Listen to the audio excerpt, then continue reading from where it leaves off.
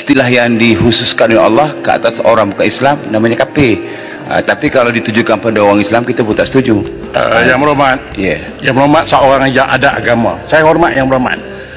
Tapi kalau Yang berhormat ungkapkan berkawan-kawan kita yang dia merasa sedih diri dia, soal agama soal lain, sebut orang-orang bukan Islam contohnya, jadi lebih nyaman, lebih enak didengar daripada kita sebut kafir. Saya faham Yang berhormat seorang beragama, saya faham.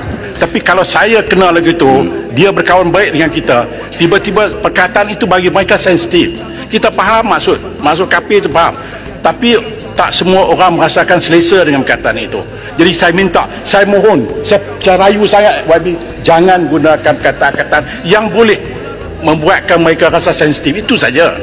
Boleh dia tak timbul isu sensitif. Kalau kita nak debate sampai petang pun tak habis Wabi. Saya minta janganlah.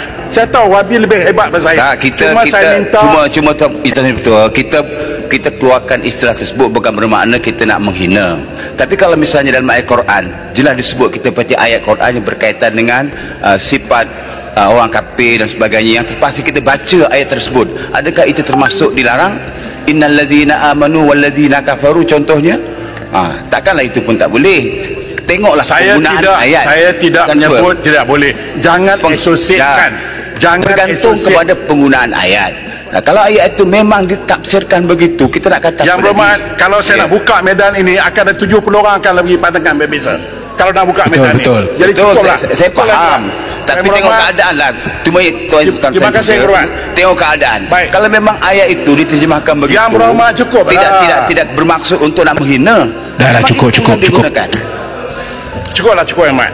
Tidak bermaksud untuk menghina, tapi memang itu istilahnya. Apa lagi yang nak buktikan? Saya kan cukuplah. Kenyataan bagaimana yang polis siasat? Bagi contoh, ini yang dibuat oleh Marang 30 Julai 2022.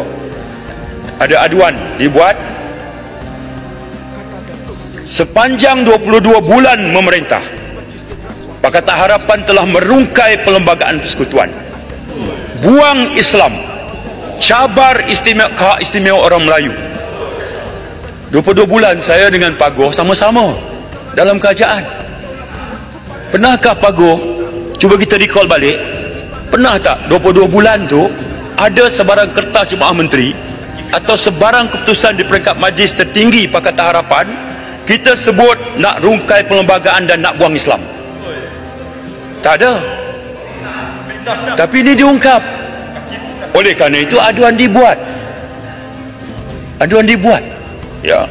Baik. Pelaku perubahan Pakatan Harapan menang pilihan raya. Tiba-tiba Pakatan Harapan menunjukkan rasa tipu membaiki labu. Tak boleh selesaikan masalah.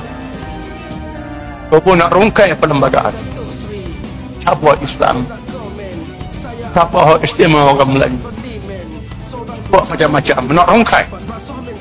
Ini asas yang penting dalam perlembagaan, nak dirongkainya. Berani cabut. Ini Islam dan macam-macam. Kerana itulah cara yang paling baik adalah kita mulakan dulu dengan diri kita, menganggap bahawa kita masuk politik ni boleh sebahagian pada ibadah. Seru buat baik dan larang buat jahat. Itu dalam kepahaman saya tentang manusia di tafsir betul.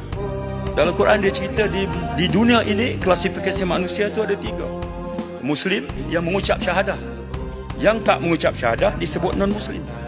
Kategori ketiga adalah the aggressor. Hereafter, akhirat nanti ada 2 je kategori manusia.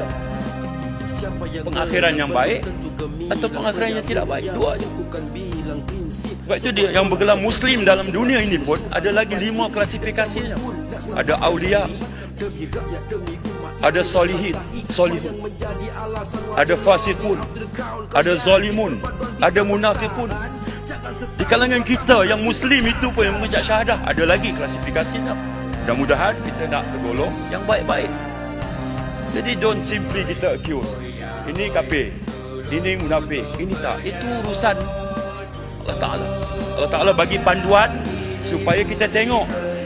Hasan, Allah Ta'ala ceritakan tentang kriteria itu supaya kita rasa kriteria ni nampaknya kena kat aku, bukan tengok kat orang lain.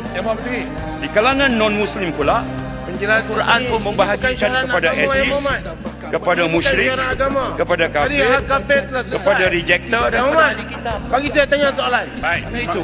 Bagi saya tanya soalan. Tambah yang kedua.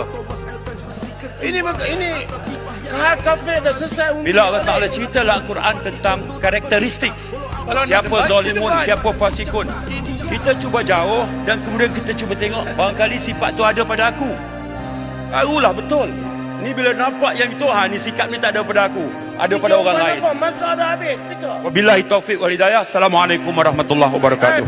Soalan Saya jemput tambah yang kedua. Tuan Azli Jom kita bin berceramah kat luar. Yusuf Shah Alam. Saya cabar Menteri Negeri berceramah saya kat luar. Datuk Sri, boleh tak saya nak komen? Saya ada 2-3 calon parlimen. Seorang tu cakap undi lawan dapat rasuah men. Saya sangat yakin dengan cara dia berkempen. Tapi tengok sekarang apa dah jadi. Undi kawan bakal dapat rasuah men sekali. Bila tengok Twitter saya mula rasa